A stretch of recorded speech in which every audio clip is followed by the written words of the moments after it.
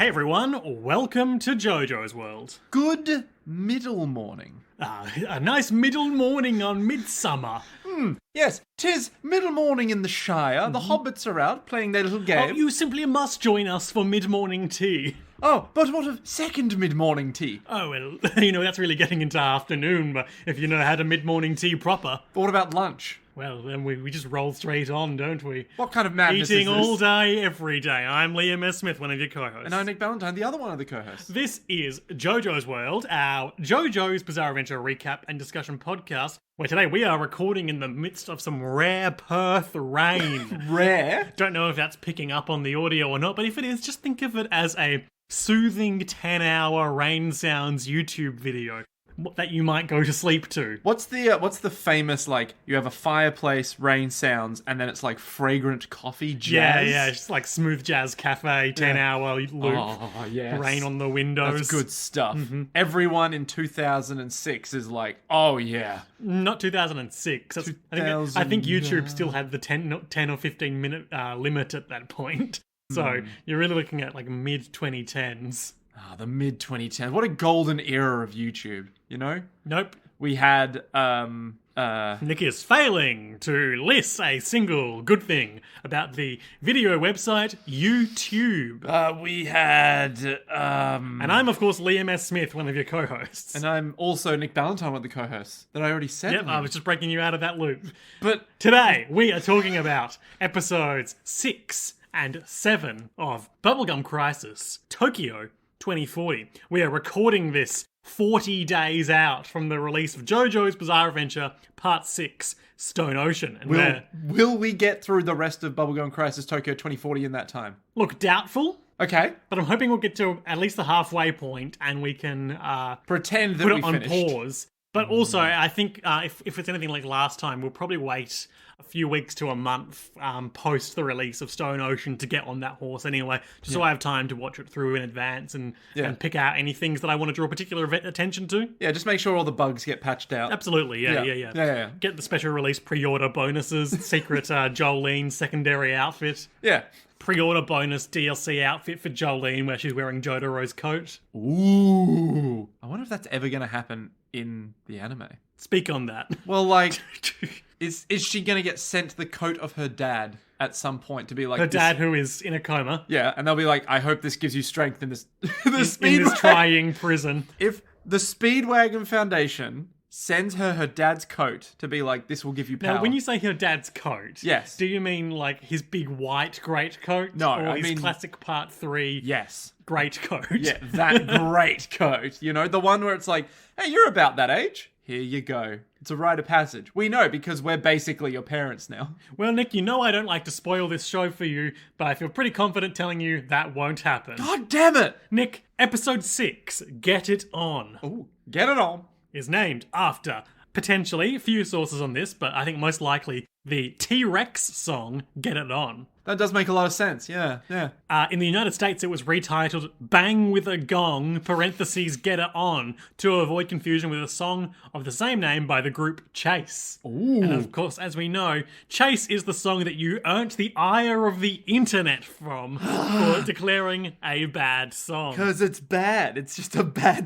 It's like, after all this time and countless conversations, I'm still saying it's a bad song because I'm right. Like that, it's just... I can see you smiling at me in my rage, but I know I'm right on We this. do have fun on this podcast. This isn't fun. This is reality, man. This is just what it is. I can also tell you that Get It On, famously... The catchphrase of the general guy from MXC, Most Extreme Elimination Challenge. That's Takeshi's Castle? Takeshi's Castle, Yeah. indeed. With the commentary that can only be described as next fucking level. Next level, you say? Next level on the Most Extreme Challenge? Exactly, yeah. Literally, like, I have watched episodes of MXC recently. Whoa. And I'm like, damn, that is funny. That is some hilarious shit. Saxophones were played by Ian MacDonald of King Crimson. Producer Visconti later recalled, he played all the saxes, 1 baritone and 2 altos. I kept the baritones separate but bounced the altos to 1 track. I bounced the backup vocals to 2 tracks, making an interesting stereo image. Huh. Sure thing. I like how we veered away from... He played saxophones to Yeah, so here's how I Here's how the backup mixed vocals everything. work. Here's how I mixed everything in the track. You're like, okay, what? Huh? That's like if you start with oh god, have I ever told you the story of Here we go. of when we went to see some weightlifters at like... No. Okay, so you know how, I don't know if they're still going, but you can go see like people who do incredible feats of strength, and then they tell them, like they tell the audience like their story and like where they've come from and stuff like that, and you're like, yeah. Hang on, before we get too sidetracked, I just want to share this one quote about the production of this track. Go on. So there was some back and forth about who played the piano on the record and whether it needed a piano player. Wakeman pointed out to Tony Visconti that the record did not actually need a piano player. Visconti suggested that he could add a gliss. Wakeman said that Visconti could do that, to which Bolan replied, "You want your rent, don't you?" Wakeman did, and earned £9 for his efforts.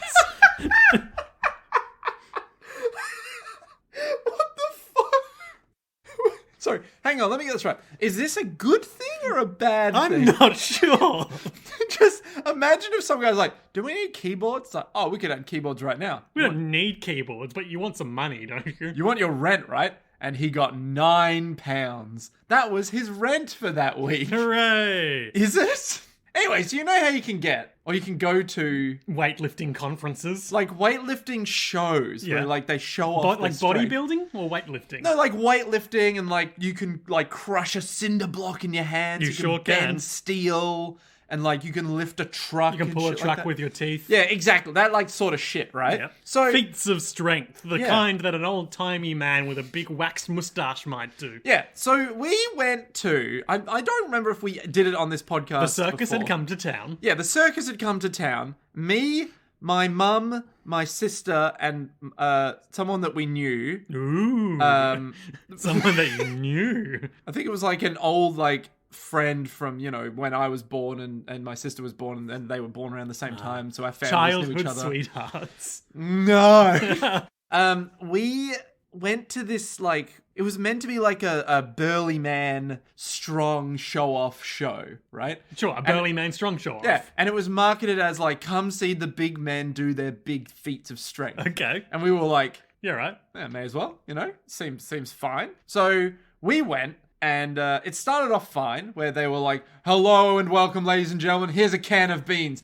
Ugh! And he just crushes a can of beans in his fist, and I was like, What happened to the beans? they just went fucking everywhere. And I'm pretty sure nowadays you'd be crucified by cancel culture for wasting food, you know, not recycling the tin, blood everywhere, whatever. Terrible. Or you'd be cancel-fied by cruiser culture. Is that a thing? Cruiser culture? Anyway. Anyway, So we get there and they're like doing their feats of strength. And then at some Nick point... is making uncomfortable can-crushing hand motions at me. And Liam is checking Instagram as I talk about I can things. multitask. So they start like talking with a microphone, mind you, that isn't getting crushed. And I'm like, this Wow, is they can strange. control their strength. Yeah. At first it's things like, all right, here we go, guys. Are you ready for a great night? We're like, yeah. So here's the plan. We're going to crush some stuff. We're going to lift some things. And then our buddy's going to come out and talk about some stuff. Then we're going to crush some more. And I was like, Oh, that's a red flag. yeah, exactly. I'm like, talk about stuff? Okay, sure. So then, as he said, some dudes come out. Hang on, let me guess. They start crushing some things. Give me 3 guesses. Okay, take 3 guesses. First guess, pyramid scheme. Not quite, but almost. Okay. You're almost there. Second guess, religious conversion thing. Bang! Okay, yes. So what happens is they come It's out. real, like when the guy comes to your high school and is like, hey, if I can make this basketball shot from half court, you're all gonna love Jesus, right? Yeah, literally that. They were like, guys, I've been doing some hard shit in my life, and then I saw the light of God, and then I got better. Anyway, I'm gonna go lift this truck now. We were like, oh, that's a weird thing to share before lifting a truck, but okay. And then it kind of got more and more present, you know? Right. And then it got to the point where one of them was They like, were easing you into it like a hot bath. Yes, The very exactly. same sort of hot bath one might be baptized in. yeah. So it got to the point where literally by the end of it, when we like walked out, was when he was like, hey guys, so look, we've been lifting things, we've been doing stuff. Old Johnny over there, he's told you about his rehab course. man, that worked because of Jesus. And we were like, I think it might be time to leave. I think it might be time to leave. And Mum was like, it's definitely fucking time to leave. And we were like, all right, let's start packing our stuff up. Half of the audience straight up walked out. The other half were just sitting there confused and like, wait, what are we watching now? We paid money, so I guess this is entertainment? Okay. But like, all of them came out and were like, we're going to start like showering you guys with Jesus. Let me just hear your voice and say, the Lord is great. And we were like, yeah, it's time to go. It's time to go. It's time to go. As we were leaving, there was like a big cross put up on the stage. And we were like, are they going to crush the... No, they're going to praise the cross. Are they going to crucify someone? Yeah, no, they're not going to do that. They're just going to talk about it. Okay, let's go. And it just like devolved into that very quickly.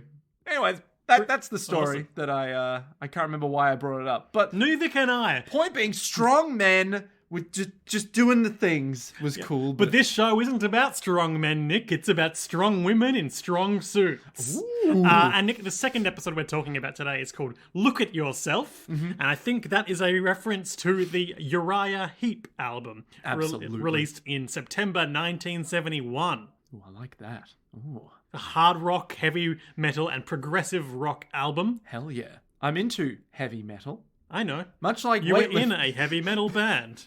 Excuse me, that was a thrash metal band. I'll have you know. Same thing though, innit? I will fucking end you. I remember that we had a lot of discussions about what genre are we?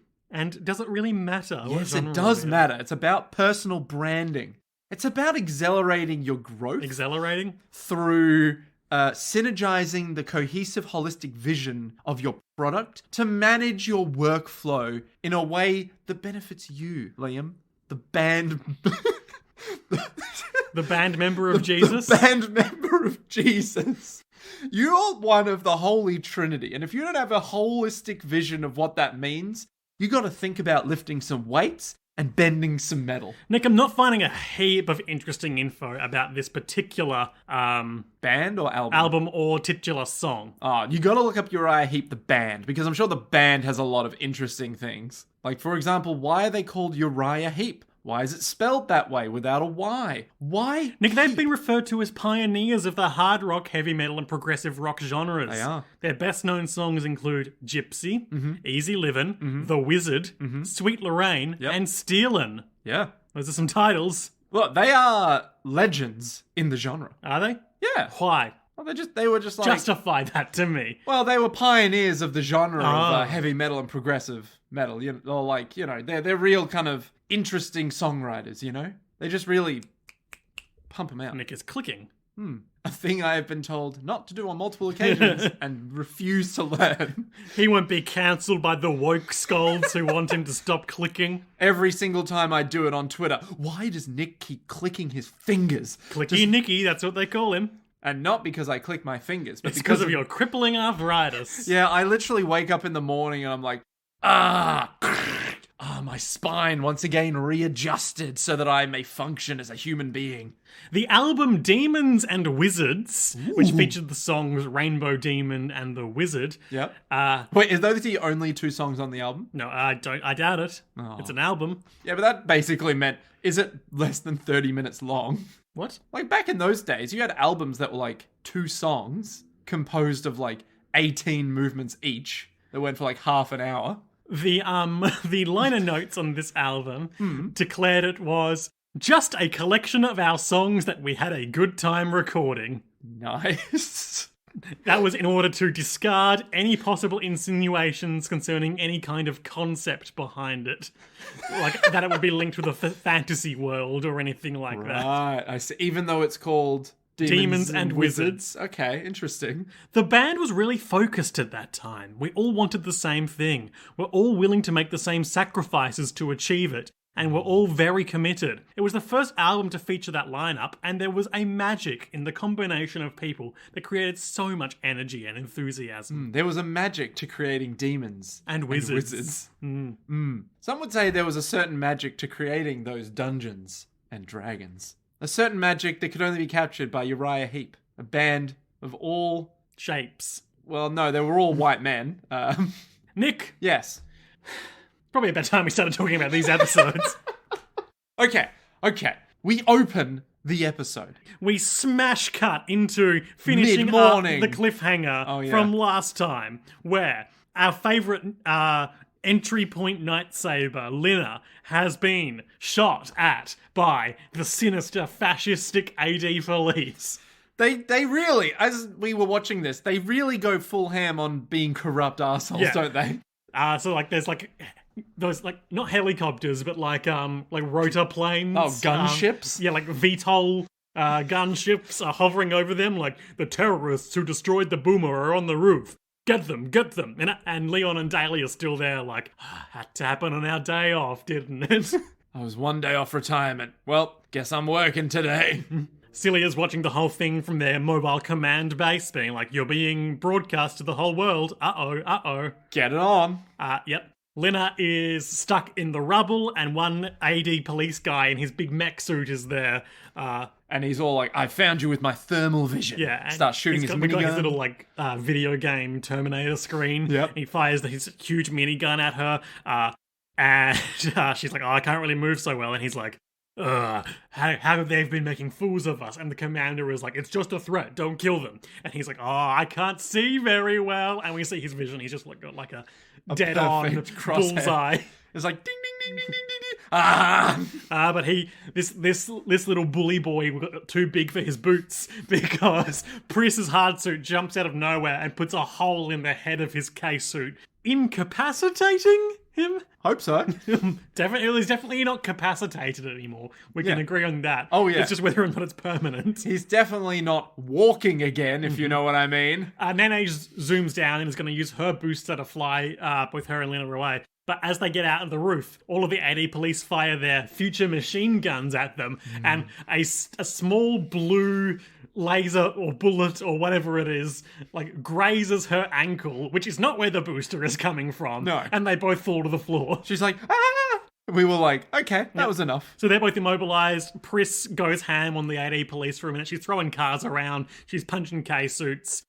Celia's just like, Jesus She's basically Christ. ripping shit up, having a great time. Yeah. But she gets shot in the back by like a huge grenade launcher, smashed into the wall, and then when she gets back up, she's out of battery. This looks bad for our heroes. It does look bad for our heroes. Leon is shaking a stormtrooper. Just being like, you crazy asshole, don't kill them. They're not boomers, are you gonna kill them? And he's like, hey, you're off duty today, aren't you? It's Tuesday, isn't it? You talking to me like that? I'm Leon. And then Daly gets between them like, hey, we're all AD police. We're all friends here, all right? I've heard the general manager approved this. The general manager of the AD police? Oh my god. That's insane. They're all out of battery. It looks real bad. How will our heroes get out of this one? Deus Ex. It's not really. I mean, well, almost. Not really, but in a way. Out of nowhere. No, because a Deus Ex Machina is something that doesn't make any sense. Yeah, or like, you know, if we go back to the tradition of Greek theatre, yes, it would be when literally Zeus or whoever would show up and be like, and I, Zeus, will solve all your problems. It's like if... whereas this is their boss putting on her mech suit. Yeah, it would be like if... Which has been alluded to before. If a new character were introduced, say, out of fucking nowhere. So a new character was introduced later this episode. Yeah. It would be like if he showed up now in the hard suit and real like Black Ranger moves, you know, or... What? From Power Rangers? Yeah. What do you mean Black Ranger I assume moves? when he was first introduced, he just like showed up and saved them. The Black Power Ranger. Yeah. All 5 of them are together from the start. No, because he was a secret bonus one. Because every season there's always like one that's like not part of the core crew yet, but is like the Green Ranger was like that first. Too. Yeah, that was the Green Ranger. And they did it with the black one too. What? No. And like spend some time getting Tuxedo Mask brainwashed. Better example, Tuxedo Mask. But Tuxedo Mask was always there from the start. Yeah, but his whole thing was just showing up and like saving at the last minute for one crucial moment, then not doing anything else. Yeah, true. And then never showing up for like 3 episodes. Like, that's the meme. Like, my work here is done. But you didn't do anything. Yeah. So if the new character who was introduced later this episode showed up in a hard suit now and saved them, that would be our Deus Ex Machina. But this is just... storytelling. Machina. Yep, it's just the Machina. It's just machinations. And we don't get God in the machine in these 2 episodes, but the next one is about Ghost in the Shell. I don't know if that's Right? yeah. Okay, sure, whatever. More on that later. Yep. Anyway, a mysterious white hard suit flips superimposed over 2 moons out of the sky. Oh, it's a moon with another moon. Real Bloodborne vibes. Yeah, It's a gleaming white hard suit with blue accents. very sexual. Sure, if you're into robots. To be fair, all of them are pretty And Daly sexual. is like, I haven't seen a lightsaber like that in a long time. Ugh.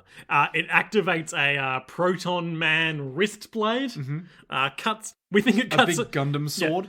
Cuts off The the big K suits. one of the K suit's 2 arms, and we think it's just like, oh, she just cut off a guy's arms. But then we can just see the little stubs of his hands sticking out in the huge mech Being like, sleeves. That was close. It surprises me that they, like, in a suit that big, they put their arms in the sleeves and aren't just, like, using, like, Yeah, like joysticks. Particularly given that guy must have That guy's huge jacked. arms. He's Yeah. like, real heads will get this one. He's like a Rogadine from Final Fantasy XIV proportions. Okay. Better example. What if? Not an example, but what if? What if it's the guy is in there, right, in the K suit, and he is using the joysticks, but then the K suit itself has It's made out of human arms. yeah, has big arms in it to control the other big arms. It's just like a Boomer. It's made from living metal. Well, I was thinking And that's more why like it's a- got arms. I was thinking more like is it a babushka doll? Is that what it is? Yeah, like a Matryoshka doll. Matryoshka? Or a Russian nesting doll. Yeah, the Russian nesting doll. It's more like you got the big arms that shoot the guns, but then inside are smaller arms. It's arms all the way yeah, down. that are connected to the arms of the guy inside. The arm bone's connected to the arm bone. What's that arm bone connected to? The arm bone. What? What do you mean? Where does it end, Liam? Where does it end? Where does the arm bone And end? then, like, a bunch of goons fire their machine guns at her, but she has, like, phasing teleportation. Clearly got the coolest hard suit. Yeah, and then Daly's all like, wait, no, the AD police need to be warned. Big explosion, not really sure what caused that, but then the AD police over with Leon and Daly are panicking, and our heroes get away. Woo! Yeah. And the news broadcast stops. It was brought to you by the Genom Corporation. Genom, the leaders in boomer technology. Your one source of independent, unbiased news. Brought to you by Genom. Genom News Network. Is it actually called the Genom News I Network? doubt it. It's just called news. Yeah. It's like news.com.au. It's like you say, I'm watching the news. I'm watching news. I'm watching news. Wait, do you mean the news? No, the TV show News. Which is actually a sitcom. You know what? I'm going to write a sitcom called News now. I mean, it's basically, great news was cancelled before its time. What? The sitcom Great News. Wait, is there a sitcom called Great News? There was. Oh. It was very 30 Rock, kind of 30 Rock for the 2010s era. Right. But only got 2 seasons. Shame. Good stuff. Would recommend. Does it have, what's her name? I'm just Tina Fey. Well, does it have Tina Fey? She comes into the second season a little bit. But Yeah. I think she produced it. That could be makes wrong. sense. That makes sense. Does it have What's Her Face from Ugly Betty in it? I never watched that show. Very good. Very good. That's all I needed to know. A spaceship is traveling through space. No, it's a space plane, Liam. Okay. Massive difference. Do you not know the difference between a What's the spaceship- utility of a space plane? Okay, so a space plane goes up. From Earth? Yep, from Earth. And then it literally just comes down. Okay, so it travels in like low Earth orbit. Yeah. To make the most of fuel. Yeah, so the idea is it goes up and then can very quickly get to somewhere else because it can go real fast. But because it's high, doesn't that mean it has to go further? It has to go further, but because you can just go above the atmosphere, you just end up being able to You're just just be like, coasting, maybe. Yeah. Just hang gliding. So instead of like going against the wind and stuff, you're like, well, there's no wind if we go real high, so let's just fucking do that. Okay. Yeah. And it's arriving at the aerospace port at Hanada. Haneda? Hanada? Couldn't tell you. Nobody knows. Hanada. And a mysterious boy is there. Oh, boy. More on that in a moment. Meanwhile, Pris has gone to tell Nigel that all their hard suits need a lot of work on account of how they got their asses kicked. And Nigel's all like, you need your bike fixed. There's kind of a vibe between these two. It's definitely not like Celia and him. It's more like they're friendos, but enemies. I mean, know? Nigel kind of feels like he's enemies with everyone. That's also true. He did also feel like enemies with So Celia at throughout one point. both of all these episodes, there's a lot of conversations where people are talking at Nigel and he has his back to them and is wordlessly working on a motorcycle or a hard suit. The life of a mechanic. It's never over. The life of a strangely sexy, rude mechanic. who gets it all and doesn't get anything in return. Doesn't like anything or want anything. It's like, do you want to have sex? No. Well, guess what you're getting, young man? All right. Rolls up sleeves. Give me a 45 wrench. I mean, that's Nigel's whole vibe, right? Yeah, but I'm just thinking it's like, Marky just shows up and he's like, Nigel, we're having sex. I was like, kid, get me a 45 wrench. Meanwhile, Lena's at her office job, and another this. manager creeps on her by, like, this guy. He's bad vibes to look at him. Pencil moustache, bad glasses, bad suit, red tie. Well, if that doesn't scream red flag, I don't know what does. And he comes over and he's like, she's like doing boring spreadsheet work, and he's like, if someone in the office has a bad mood, it contaminates the whole atmosphere. Then we get a wide shot, and there's like basically no one there. Yeah. I laughed so hard at this because it was like, if someone gets a bad mood, it contaminates everyone. No one is talking. Yeah. No one can see anyone. Everyone's in cubicles. And then he leans down and like puts his hand on her shoulder, and she's very visibly uncomfortable. And he's like, manipulating the data is like manipulating a human. You have to be gentle and caress it softly. You have to respect its beauty, much like a beautiful woman. Nick, as a certified spreadsheet monkey, do you agree? Yes. Okay. I do. Every time I make a spreadsheet, I'm basically having sex. I think that's the way you're just like a Nigel. That's the noise of tapping on the keyboard. And in his case, if he's getting a 45 wrench, I'm getting a font linear size 45. Yeah, a linear regression analysis being like, oh yeah, here we fucking go. Or, in my case, simple addition. So this is gonna... Do we have time to go into whatever you're about to say? Oh yeah, so in case it's not obvious, most of the time I think in my job, whenever I'm using Excel... Whereas me, most of the time I don't think in my job. You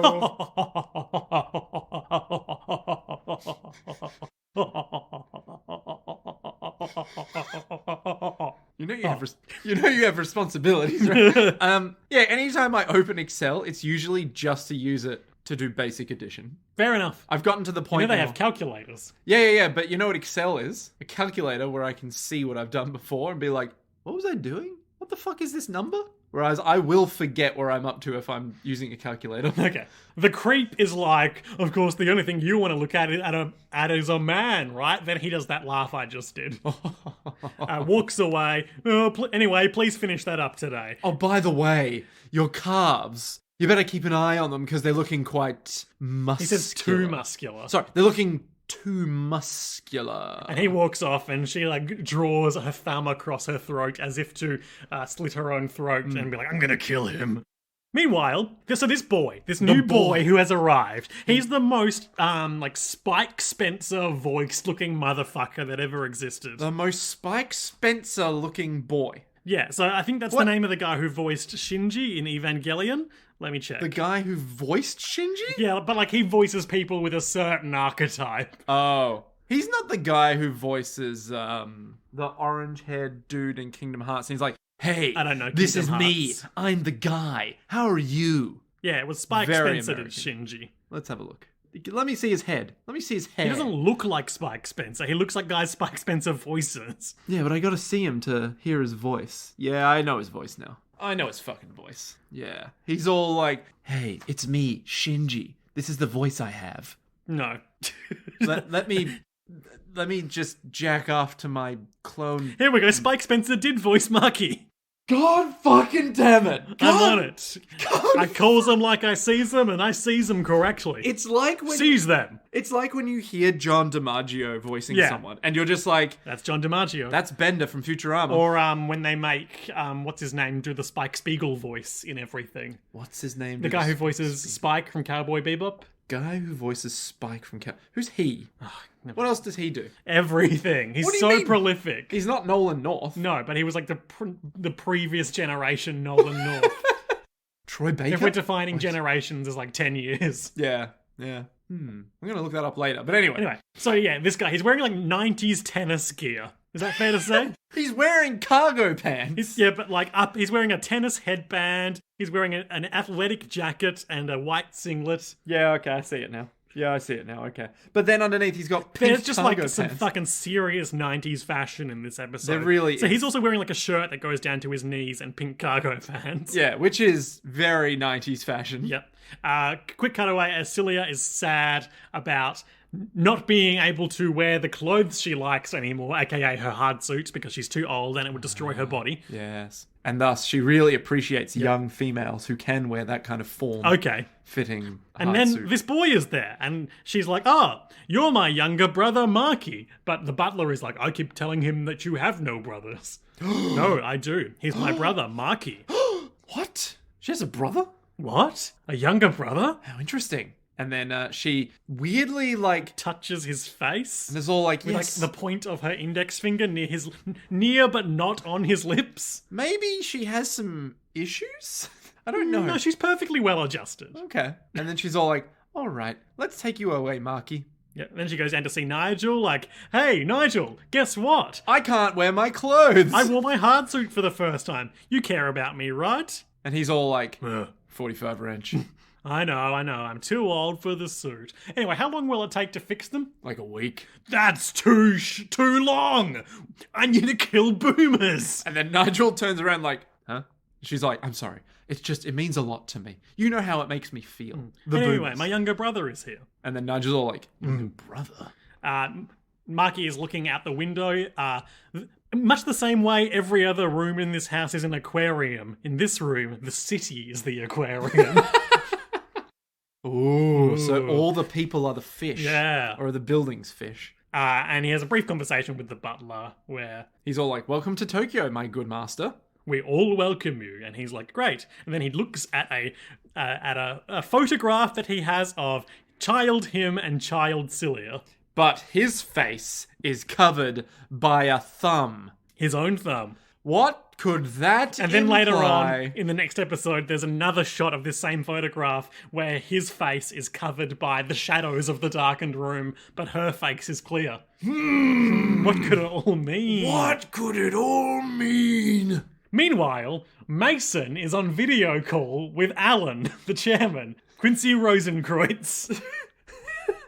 Why is his name Quincy Rosenkreutz? It just is. It's just madness. Anyway, He's the mastermind of Gannon Corporation, who was behind the restoration through the Boomer technology. but he's so old. Anyway, so he's just like, hey, so there's maybe a boomer that's gone Well, mad. first it's Maybe. like, the OD police will be held accountable for not catching the lightsabers. Oh, yeah. How's the Shoham project going? Oh, space boomers keep going crazy, but we'll figure it out. Oh, space boomers are going crazy? Just like how humans in space would go crazy. Isn't that the real crazy thing? Aren't boomers the real people? And Mason is all like, there are no delays to the Shoham project. So Alan is like, let Yoshikiri, which I think is the name of his boomer secretary, but I'm not sure. Could be wrong. Could be have no another idea. unseen executive. Yeah. Handle the boomer stuff, and you focus on the Shoham project. And he's like, don't think about the boomers, but I'm obsessed with the boomers. So he hangs up, tells his secretary to laugh, and then she does that for 2 minutes? Excessive amount of time. Yeah, the same laugh, like the same 5-10 second laugh, just repeated endlessly. Just, And he's using that to cover the sound of his secret phone conversation. call with another guy who he calls up this other schlubby looking business guy, and he's like, how is the search going for the thing we're looking for? And he's all like, well, Well, we're searching underground, but what? 1940s radio broadcaster. I mean, that's what this guy's voice looks like to me. Yeah, but it's like he needs more enthusiasm if you're going to use that voice. Well, we're searching underground. The earthquake dispersed the central stratum everywhere. I see. Tell me more. It seems there's a limit to what we can reach from the surface. Okay, I'll think of something. And then he hangs up, walks Goes over over. to the boomer, who is still laughing, and he's like, is something funny? And they're like, no. Immediately stops laughing, immediately neutral face. And then he says, don't laugh, my poor doll, and kneels down and puts his head in her lap. Oh. Real, sort of Wolf of Wall Street vibes going on here. Yeah, very like, oh, you're the thing that completes You're the me. Margot Robbie to my other guy, Yeah. the Joker. We're going to have a scene where you're all like if you still want to have sex with me, you've got to make money. And he'll be all like, don't worry, you're a boomer. I'll make a new one of you. You're a boomer. You don't have to worry about making money. Nothing costs anything. Do boomers eat? I'm talking generations. What? Like boomers? Baby boomers? What? Anyway, boomers do not eat their robots. Interesting. So boomers just don't eat anything. I mean, most of them don't have mouths. Do they? How do they like? Are they battery powered? Well, they've got the core, of course. Does the core have like unlimited energy inside of it? It's unclear. Are they solar powered like humans? Like the Shoham Project? Oh my god, it all comes full circle. The Shoham Project is one big boomer. Anyway. There's like this whole thing where Maki is walking through the house / shop / aquarium while Celia is talking a woman into buying some risque clothing. He sits in their 70s style conversation pit and looks at the fish, and the way they swim through the water reminds him of machines. As we see it superimposed over what he's looking at. Now, I'm no genius, but if I remember rightly, when I looked at a fish, I didn't think of pistons. He's thinking of pistons and like the hard suit fist and... Yeah, I don't know how he got that from that, but yeah. The fish is like an elegant machine, like a boomer. It goes left, then right. Sane to mad. Maki likes machines. He goes down to the pit and sees Nigel working on the hard suits. And he's all like, hey, you're a guy. That's a cool machine. You must be using this to do it. You look as if you're talking with that machine. Machines know when they're assembled and powered properly. You're amazing, mister. And Nigel's like, oh, sorry. And Celia's behind him like, I didn't say you could come in here. I want you to be a normal boy and have a normal life. Do as I tell you. Be normal. We don't even get that bit yet. Oh, no. She takes him upstairs for dinner. Ah, yes.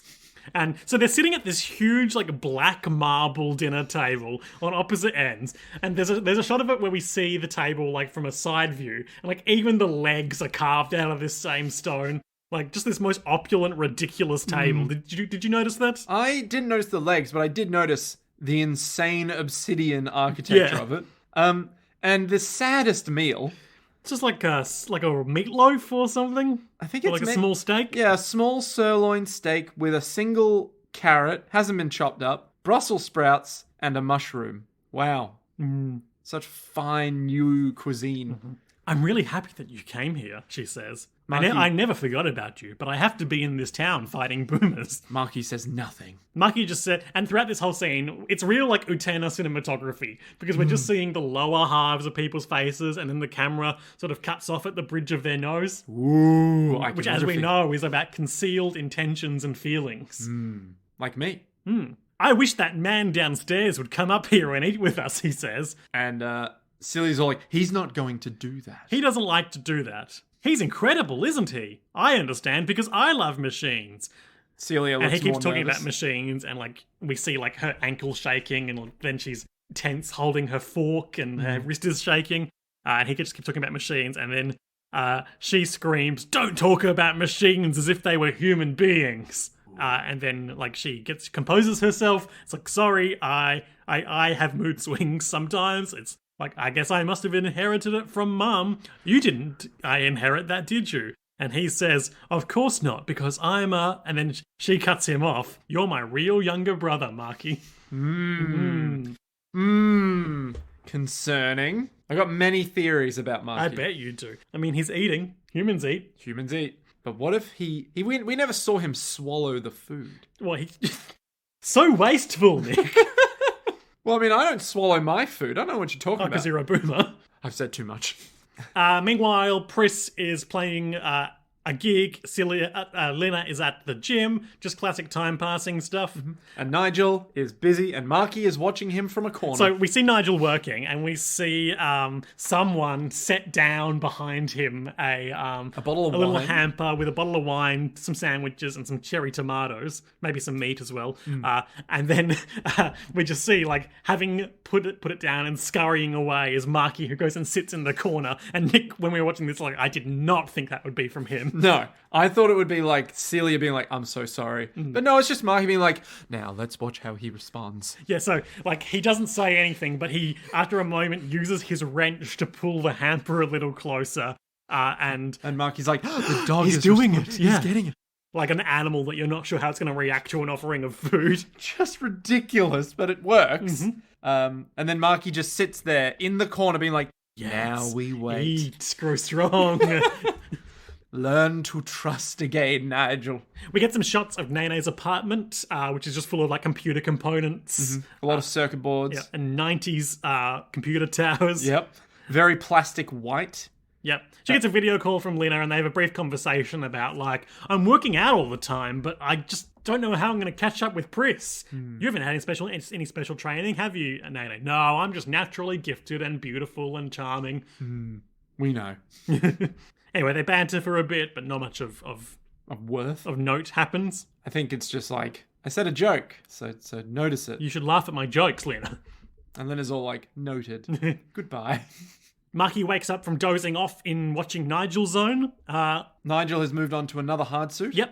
And without turning around, and he just effortlessly detects that Marky's woken up and just says, size 45 wrench.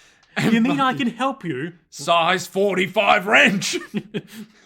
Where is it? Where's the fucking wrench, boy? What if it was like, you stole my wrench, didn't you, Marky? And then Marky's like, 15 years ago, I never forgot. I was there. I was your age. Wait a minute, hang on. Go on. How old is Marky now? Well, he's a young adult, it looks like. Does it? Because he looks like a kid. He's tall. He's tall as an adult. Now, how old is Celia? Old. Too old to wear a hard suit. He's probably in like her mid-30s, early 40s. Jesus Christ. So Marky must be like 20-something. Yeah, maybe late teens, early 20s. That's a bit of an age gap. Well, in that photo, with his unseen face, they were the same height. And now she's much taller. Sure, yeah. That's what I was driving at. Yeah. Time passing, we see Nene and Lena arrive in their very 90s outfits. Real sort of one-episode Seinfeld character outfits. Like orange vest and white shirt. See, Lena, not so much. I think you could still maybe get away with that in like now. It's like very a lime green collared shirt with a white undershirt. With a blue, yeah. And then Nene, 100%. A single episode Seinfeld character. Yeah. We then see Sylvia, who gives a thumbs up. Sorry. We then see Celia, who gives a thumbs up. The business is booming. If you know what I mean. I don't. It means that we're going to kill the boomers. Meanwhile, in the hard suit pit, Pris's hard suit has a component missing from when they brought it in. So Nigel sends Marky to go look for it, and he stumbles in on the girls changing. Marky, you're not meant to be in there. They're all wearing their tight, form-fitting, soft suits, except for Nena, who is still changing. And there's like, why is there a boy here? He runs away, they come into the pit. And they're like, what the fuck were you doing in there, young man? This is supposed to be a girls' club. Nigel doesn't count. He's an exception. It's the no men's club. We're allowed to have one. And then Nene's all like, you didn't see anything, did you? I certainly didn't see... Like, just real Spike Spencer voice. I certainly didn't see your pink underwear. You didn't see what, you little shit? And this is going to be their dynamic going forward. Yeah.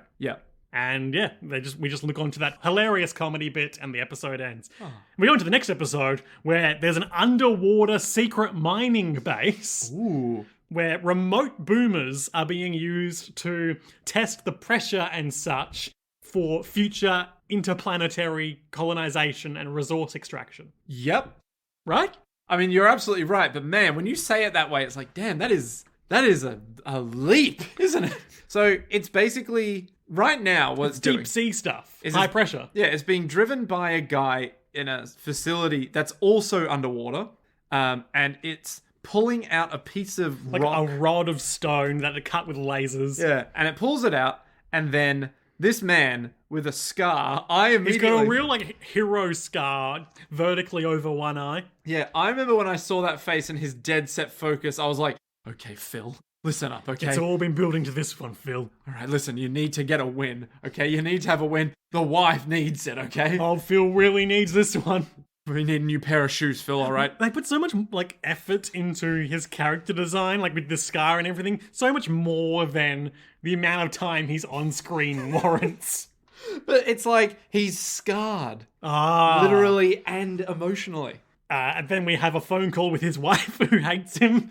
Who's all like, you haven't been home in so long. He's like, Erin, I'll be returning home on our anniversary next month. I promise I'll be there this time. And she's all like, you don't ever come home. Are you still mad at me because I didn't come home for your birthday? It was 3 months ago. You came home twice this year, and once was only for 5 hours. You know how the job is? I told you about the job. The job, sweetie. You gotta think about the job. You've got to think about me and my underwater boomer. Think about how I'm cutting out this big old rod of stone. That stone is a metaphor for my job, which is strong, stable, and difficult to break unless it's with lasers. He's like, honey, please listen to me. And she's like, no. And hangs up, and he pulls up the recording of the video thing. The greatest moment. We go into like some serious like CSI Miami shit here. Enhance. Because he's looking at her, and then he zooms and enhances on the wristwatch she's wearing, and he's like, what a nice... what a shabby wristwatch. Maybe I'll get her... And like this is all revealed at the end of the episode, but like clearly what he's thinking here initially is, I'll get her a lovely new wristwatch with all of my underwater money. But then he somehow notices an even tinier reflection on a non-reflective part of the wristwatch and zooms and enhances even further. And we're talking like a tiny section. Like, it's not even the face of the watch where the glass that could hold a reflection would be. It's just like a tiny bit of metal on this not shiny wristwatch. Yeah, the housing for the actual clockwork inside. He zooms and enhances further on that to see the unmistakable reflection of a nude man on his wife's bed. It's just like, what? Huh? He is distraught. We see his somewhat neutral composure now gain some sweat. Yeah, and he's back in the boomer driving pod. He is reflecting as we soon come to know. But yeah, he's clearly not got his head in the game because there's a huge cry of anguish, and we see his anguished face appear over the screen, and then the boomer's eyes turn red and it jets off. And that's the episode. Yep. Daily Mail headline: My wife was cucked by a boomer. I can just imagine some guy like on, because you know how we now have like modern media reacts to everything, right? Sure, yeah. Where most modern TV in Australia is someone reacting to something that happened. It's not them in scripted content so much anymore, so much as like, put a comedian on a bench and then let them just talk about this thing that happened. I think you're underestimating how much those shows are scripted, but go on. Yeah, so I can fully see someone being like, hey, look at this headline. He got cucked by a boomer. And then someone in the writer's room. The podcast Bunta Vista. Yeah, and then someone in the writer's room being like, yeah, imagine if someone got cucked by a boomer, and then on TV they'd have like they're doing the bit. I should clarify, that's not what happens in this episode, but it's a funny thing to say. Yeah, it's a real like 30 Rock thing where it's like he's on TV and he has like an existential crisis where it's like, hey, you wouldn't get cucked by a boomer, and then in his head it's like, a boomer. Am I a boomer? Will I be cucked again by a boomer? Is it too late? And then he just collapses on stage. And then he gets rushed to the hospital where Big Bird is waiting for them in the hospital. It's a really elaborate fantasy sequence. Don't worry, it's all coming together. So then Big Bird's there just being all like, hey. So Nene's trying on her new hard suit. It's colder than usual, but it's much lighter and she can move much better in it. She's really excited about how much she's going to fight boomers. But she doesn't like that Marky's here. Ugh. Nigel's an exception. So Celia comes down with Marky? No, he's already in the room. Oh, okay. Celia comes down and is like, hey, Marky's here. You're in here again, Marky. I told you to be normal. You need to be a normal boy. Don't get caught up in the affairs. Nigel says the most words he ever says and is like, yeah, he's really helping me with the calibrations. It's going much faster because of him. Well, he shouldn't be here. He's normal. I need him to be a normal boy. So exact quotes. Marky, I don't want you to get involved with this place. I want you to be ordinary. Yes, be an ordinary boy. So he does.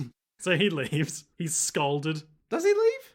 Does he just stay there? He goes and looks at the clothes in the shop, and then the butler comes in and says, there are no clothes here for you. There are no clothes here for you, boy. And Mr. Maceo, how long have you been here? Since Celia came to Tokyo. She saved my life. Oh. Okay, and then Marky runs away. So literally, the first thing I asked here was like, where does the butler get his clothes? The butler shop.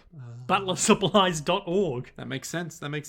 So the Marquis literally just runs away. Literally runs. We get a few scenes throughout this episode of the underwater boomer just walking through the city, and there's a nice one here, which is like silhouetted against the purple vaporwave sky as it walks in one direction and playing kids run in the other. What's the is it a bear? Is it a movie with a bear that escapes the zoo or some shit? And then, no, it's a bit in The Simpsons where a bear escapes and then roams free. And there's that, like, beautiful, serene music in the background as this bear is like, oh. It's not the elephant. Baby elephant walk. Yeah. Beautiful, serene baby elephant walk. Yeah. No, it's like some bear, like, it just starts walking away. This is the exact moment I think of when I see that, where it's like, a boom has escaped. It's sweet naivete. And it's just walking, it's like, that's kind of the vibe I'm getting from it. There was also one of those scenes that we skipped over where a businessman yelled at it. And he's all like, get out of the middle of the road, you freak. And it looks at him, and then he's like, hey, if you touch me, I'll call the AD police on you. And then it turns around and leaves. Yep. Nigel is looking at his secret motorcycle project, which is a big red robot motorcycle looking thing. It looks a lot like Pris's, but it's not Pris's. It's not. It's more mechanical, less motorcycle. And it's revealed that Marky followed him home. And he's all like, sorry, I followed you. Sorry, I've got bad boundaries. Sorry, I'm really bad at this whole, like, not being in your way thing. Should you be here? Well, Cillia went out. It's a wonderful job to be able to make things like this. I'm an exception. So then we get what can only be described as some terrible driving from Cillia. Cillia drives out. She drives out of the city. She hates when she leaves the city and she can see the huge umbrella over it. Ugh. Disgusting. And she has like a deep throat secret parking lot meeting with an informant. Someone.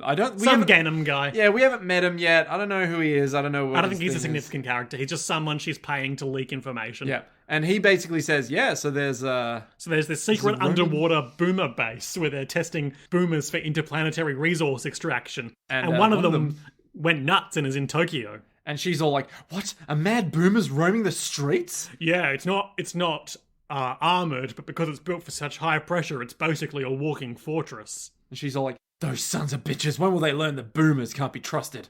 Well, actually, it's pretty docile right now. It could kill at a moment's notice. Oh, and they talk about how it's a remote slave type, and its common name is Moto. Now, I'm no engineer, but when I design my architecture, I don't tend to name the humanoid things slaves. It seems like poor taste. I assume that is more of a technical term about how like you might have like a Oh yeah, like it's the master is the one controlling the slave. Like it's like I know what you mean, but when you say it like that without the additional contextual words, yeah, it's pretty bad, isn't it? Yeah, it's not in good taste, is it? This is why you probably want to call it the reflector and reflectee, not the reflector and the slave. Is that why they keep saying the reflector? Yeah, because because it's reflecting his thoughts. Right. Yeah. Yeah. So he's the reflector. Sort of in the second half of this episode, we kind of pivot mostly to the AD police perspective, Leon and Daly, and they spend a lot of time looking for the guy they think is operating this boomer and speculating about where he could be. Which they find pretty quickly. Yeah. Not gonna lie. They're good at their jobs, it turns out. It's their day off. Yeah, so meanwhile, Erin, the unfaithful wife of the boomer husband, is... Oh, there's just a brief interlude of her sitting at home, and then outside her window is the face of the boomer. Yeah, and she's looking at the photo being like, Bill. And then... You're a liar, Bill. You didn't come home on my anniversary. Juxtapose of the boomer who's at home right now. Meanwhile, Mason... Mason? They talk about the boomer. Oh, yeah. And how he's roaming the street. The name of the reflector is Bill Nordberg. He's an engineer. Very Japanese name. Yes, Bill Nordberg. He's the only one who can operate it. The Moto probably appeared in Tokyo because his wife lives here. New kind of wife guy discovered. What? Wife guy who drives his remote boomer home to see his wife on their anniversary. Oh, so some civilians have already called the AD police, and Mason is like, good, let them handle it. I don't need to be in this episode anymore. That is kind of the vibe I got from that. Yeah.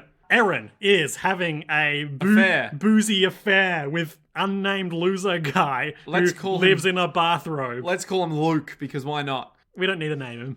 All right, his name is now... If you name him, you'll grow attached. But we need to be attached because he could die. And the Boomer is outside, and the AD police pull up all around the Boomer. And even Erin- though they're so drunk that when Erin goes to look at, she drops and smashes her wine glass. For some reason. She does stumble over to the window to see what the commotion is, and there's a Boomer out there with the logo of her husband's company on it. And she knows. And then nude guy comes up behind her outside the window and is like, "Hey baby, what's wrong?" And she's like, it's Bill. It's Bill. This neighborhood's unsafe if there's a strange Boomer like that. That's probably our Boomer line of the week. Yep. And while they're talking, we just see the exterior door slowly crack open and a bunch of like Metal Gear Solid crouch walking AD police guys come in around the back of the couch while this guy's trying to put the moves on Erin right in front of the window. And he's all like, come on. Your husband's at the bottom of the Atlantic, as he always is. And always will be. And then he realizes that the room is full of stormtroopers. And they're all like, get down on the ground! It's not a drill! Leon and Daly are there. Are you okay? I guess the Boomer's gone. And Erin's all like, that was Bill. He knows. We're looking for Bill. The only person who can stop the Boomer is Bill. Bill? But that was Bill. And the other guy who's like holding the blanket over his privates is like, can I go now? And Daly just comes into frame like, yep, I just finished verifying your identity. Know who you are, know who you're having an affair with. I think he's holding a camera, so... No, it's like a little like a PDA? I mean, I think it's basically an iPhone. Yeah, like a smartphone kind of... Because he's basically just like, I assume he probably scanned the guy's face or his ID and like pulled him up on the AD police cyberpunk database as like facial match. Anyway, so he leaves. Yep. So long, nude man. We never see him again. Nope. Yep. He was killed by the Boomer off screen, and the world was a better place for it. Erin is drunkenly looking at a photo of Bill in his underwater base, looking pretty happy. And he's all like... I'm Bill. And Daly's just like, gonna take this, gonna scan the photo. And Erin is all like, oh my god, it was Bill. He's come back to see me. He's come back from the dead. The AD police have pretty easily tracked the Boomer. It's on a big motorway. Lena's hard suit isn't ready yet, so Pris and Nene are gonna suit up and go beat it up while Lena provides support in the truck. She does not do anything. Classic. So they go fight it. Celia's all like, be careful out there. Yep, all the stuff we're used to seeing right now, like the big railgun launch, Yep. the AD police are there. They head on out, and nothing's gonna stop them now. It's all gonna go well and normal. Nothing wrong can happen. Meanwhile, en route to the scene are Leon and Daly, who smell a rat. Oh? I wonder why they're taking so long. That woman said something strange, didn't she? Her conscience drove her crazy. She brought a man into the house. No, it's strange. First, the call from that civilian is suspicious. Huh? I think Ganem is hiding something. Ooh! Oh. Daly! And they look at the photo. Fuck. Yeah, Daly's doing some cyberpunk noir. There's a bigger story behind this stuff. Look, in the photo that we scanned, behind them is a hydraulic gauge on the wall. Secret underwater Boomer base? Oh. How interesting. Like, I guess it's meant to be secret? Yeah. We do also see, on the close-up of the company logo, the descriptor Voomars for high-pressure exploration or environment. Something. It's covered by the sub, but... Voomars. Okay, Voomar. I wonder if there's going to be like a generation... Because we've got Generation XYZ. What if at some point it's like, Generation V, the Voomers? Yeah. We will get more on Boomer versus Voomar later. Wait, is that a real distinction that's going to happen? No, but it's a localization thing. Oh, no. Oh, Jesus. Okay. So stay tuned for like the last 5 episodes of the show for more on Voomars. Oh, Jesus Christ. Just one moment I'm very excited to share about that particular localization quirk. Okay. All right. I'll keep it in mind. And by that I mean I'll forget. So then we have a flashback. Yeah. Bill, having just figured out that his wife is cheating on him, calls and tries to, and leaves a voicemail. Honey, I forgot to tell you. I'll be on vacation for 3 weeks, starting with our anniversary. So, why don't we relax a while, just you and me? He's like putting on a brave face, despite obviously having seen that. And then we get a cut to the Boomer core mutating. Same sort of shot we've seen before. Because it's feeling the anguish. It is. Or something. Yep.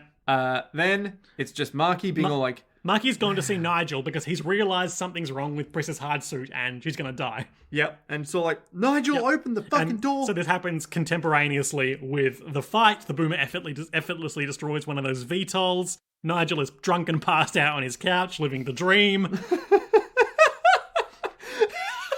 Right? Fucking living the dream, this drunk passed out on your couch. He lives in his mechanic workshop. He goes to a lingerie store to fix mech suits, and he does not talk to anyone. He has sex on a casual basis with the owner of the store. And gets to create, I guess, things that he doesn't want to work on. Yeah. It's a good life. So yeah, Maki's like, there's something wrong with the suits. It's not my problem. My job is to maintain and set up the suits. Well, it is your problem, you fucking... It's not my fault they deployed them before that I said they were ready. But we gotta do something. I've got to call them. Oh, this computer's broken. And then we cut away, but we do come back to him fixing it. Yeah. In the weirdest way. Yeah. But, yeah. So, our heroes get there. Nene's so proud of all her new movement capabilities. She does a bunch of karate kicks. They seem to be pretty effective. Nice. And she fires some more needles at them, which are the most effective we've seen so far, but still pretty ineffective. And then... Oh, then it slams her pretty effortlessly. So Yeah. Pris gets involved. And then Pris gets fucking bodied. So yeah, she's doing well first, before she's going to go for the finishing blow, even though by this point Maki's repaired the computer and warned her that her arm is dodgy. Yeah. So she's going to do the finishing blow, then her arm immediately seizes up, she falls over and gets its huge metal hand put over her face. And she's like, but my arm! I need my arm! My special arm, that's the source of my powers. Meanwhile, Leon and Daly have found the last recorded footage of Bill. It's from a month ago. He's working the Boomer remote control thing. Yeah. And there's a pressure malfunction and water floods the station and he dies. That means that the Boomer that's being controlled by Bill isn't being controlled by Bill at all. It's controlled by itself? The ghost in the shell. Oh my god. It also says end of trans space mission. Which I think you could never get away with in this day and age. Shut up. Yeah, but they These boomers are bloody transing our youth, ain't they? Anyway, moving on. even you were like, yeah. why? JoJo's World said trans rights. Yeah, if anyone goes against trans rights, we'll punch you in the neck. Yep. With our Pris Hardsuit style wrist bombs. Yes.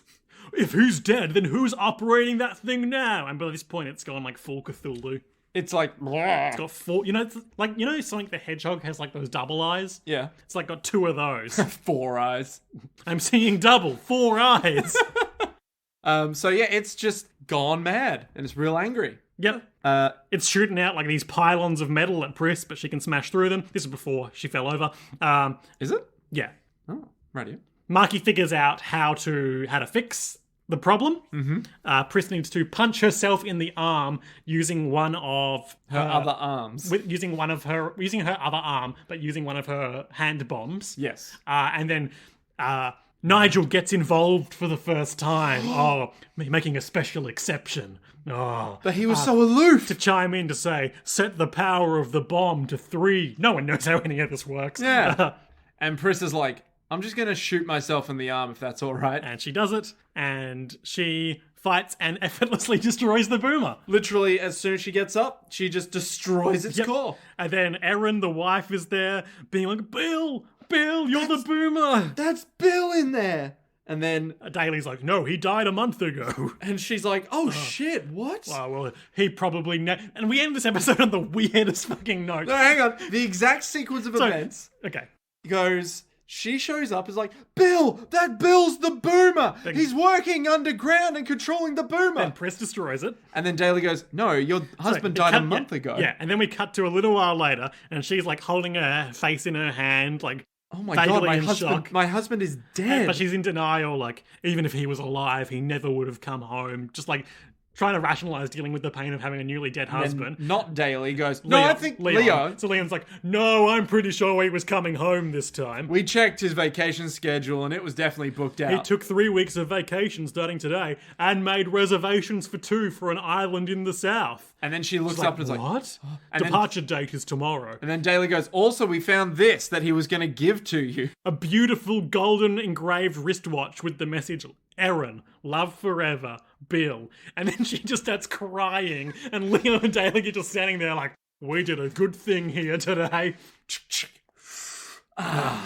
Good work, boys. All in a day's work for the AD police. All right, where are we off to now? All right, boys, where are we dropping? You find to walk home? We're going to head to the bar. Leon and Daly out. But I'm in my pajamas. They shoot a basket at the roadside basketball hoop. Bye. Manly clap together at the start Just of fucking Predator like style. ruining her emotional integrity about her dead husband just to drive away. It's like the next one's like, my wife died from the feeling too The miserable. Boomer Wars of 98. And I mean, when you had the look in your face, it reminded me of her dead corpse. Yeah, so Pretty you sure- want to hook up or? Yeah, and that's the end of That's the that. end of the episode. Fucking weird. Like I know what they're going for, like where it's like, oh, they did love each other after all, but No, I don't no. feel like it really quite hits the mark. Yeah, it's more like no, he was a good guy. And you should feel terrible. She was like, what have I done? Why do women have to suffer in anime? Great. So what are our highlights and lowlights today, Nick? My highlight is the last bit. Yeah, because it's good just call. it just starts off as like, oh my god, my husband is dead. And I was like, man, it would really suck to learn that your husband is dead from a police officer as you run out. And that he died a month ago.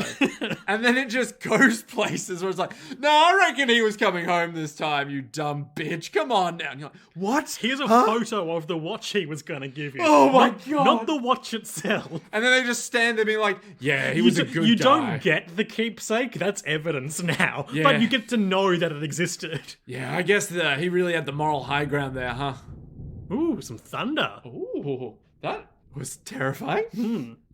Yeah. My highlight was Celia kicking butt in her hardsuit. I like it when like the mentor who doesn't get to throw hands off and gets to bust out. When Splinter's like, Yeah, I fucking love it when Splinter is like, watch out for Shredder.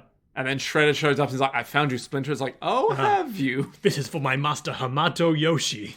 Yoshi? That was his. Well, it depends on the continuity of Ninja Turtles. But Splinter was either Hamato Yoshi transformed into a rat, or Hamato Yoshi's pet rat transformed into a giant rat. I see. Interesting. Lowlights.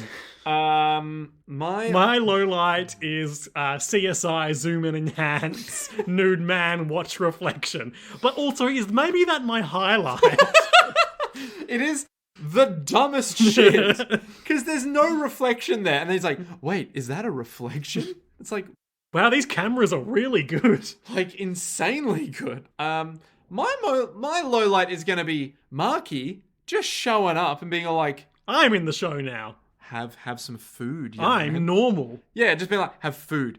You're a dog, right, Nigel? Have the food, Nigel. I trust you, Nigel. And then just And being there. Nigel just like in a single swig downing half a bottle of wine, Oh my god, impressive work though. Impressive work. pulling the cork out with his teeth. Oh, but you know that it's like either. So here's my theory with him. Do you want to bust into predictions?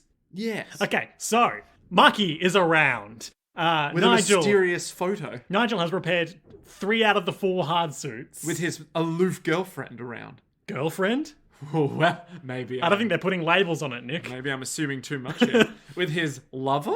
That much we can be certain of. Mason is looking for something beneath Tokyo. Everyone's looking for something. I think that's most of the status quo. Yeah. What else will happen next time on Bubblegum Crisis Tokyo 2040 in the episode entitled Fireball? Nice. Okay. Either Marky is the boomer, Marky is the boomer. which is why he the has one Mason's looking for?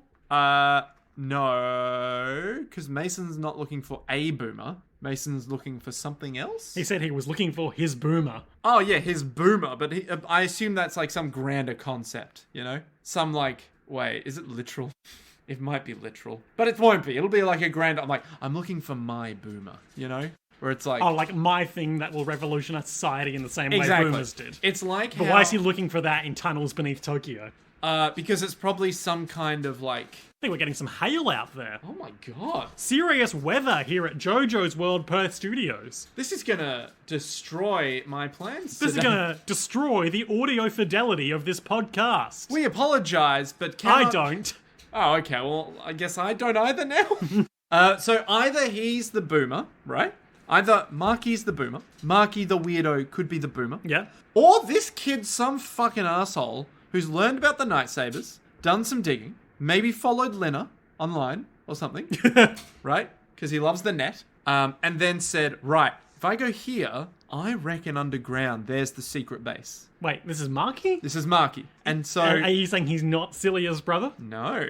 I reckon he's some imposter who's either trying to bring down the Nightsabers... But there was a Marky. But there was a Marky, but it's not him. Okay. Marky's some fucking asshole who's come in and been like, oh, I think I know what I can do here. And he is either trying to get in with the Nightsabers, Okay. trying to destroy the Nightsabers From within. from within, or just like, An 80 police sleeper agent. yeah, maybe like one of those two things, probably, yeah.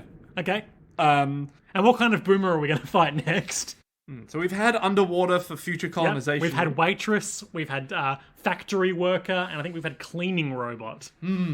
We haven't really seen any other kinds of boomers, have No, but just think about things that a robot could do. we? Like a data analyst, Sure. like a manager. Oh, but it's going to like hack into their computer systems. Oh my God, And what it's a- like Nene is going to have to counter hack it. Yes, yeah, something like that, or maybe Lena's middle manager boomer. Oh no. I reckon that might be the next one. And she'll be like pinned down in her office, and it's like, guys, you need to get the hard suits here. No, it'll be like, oh, I see. Yeah, exactly. She'll be like pinned down, and the middle manager will be like, get back to work. Get back to work. Get back to Efficiency work." must go up. And it's like, but we can't. Yes, you can. Humans only need this much sustenance per 3 Yeah, days. you only need this much oxygen per minute to live.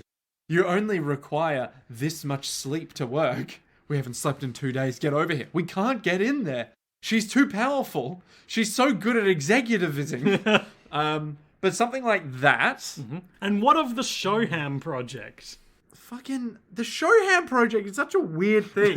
They just keep name dropping it. They keep talking about it. It's like the space elevator Shoham project. Boomers have gone mad up there. What if the whole station goes mad? Like, what if the whole point of it is like using boomer tech in the project that they're not Yeah. saying And it turns into like a big kaiju. exactly? And then it's like, well, the Nightsabers have to fix this In with a space. super Nightsaber, like some massive mecha fight versus Hell yeah. yeah, something like I reckon that might happen. Or Alan will become a boomer and try to He's take more over. boomer than man by this point. And try to take over the world like he becomes the internet, right? Like he like uploads his consciousness, becomes like a super powerful AI that can take over everything, and is like, great, I now own everything, you work for me. Okay. That kind of thing. Maybe. All right, well, we'll find out next time on JoJo's World, Tokyo 2040. Such bubblegum so far. But until then, to be continued.